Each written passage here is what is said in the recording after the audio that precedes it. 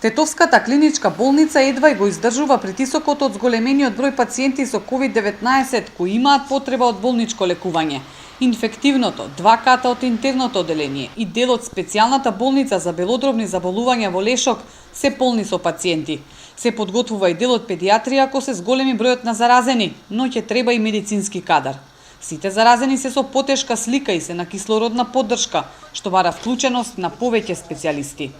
Болеста не е само од инфективен аспект, него е мултидисциплински.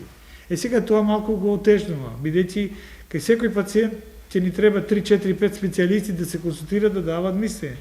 Тоа навистина не е дека е лесно, и тоа не е лесно и у Запад било каде, па и кај нас. Така не сме у комфортна ситуација.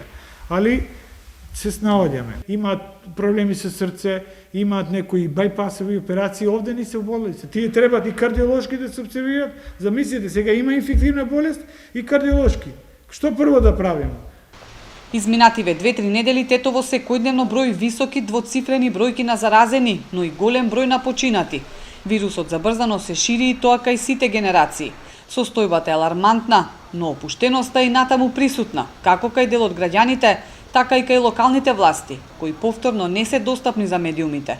Состаноците на кризните штабови се затворени, а градоначалничката од почетокот на пандемијата речиси и да не излегла на терен.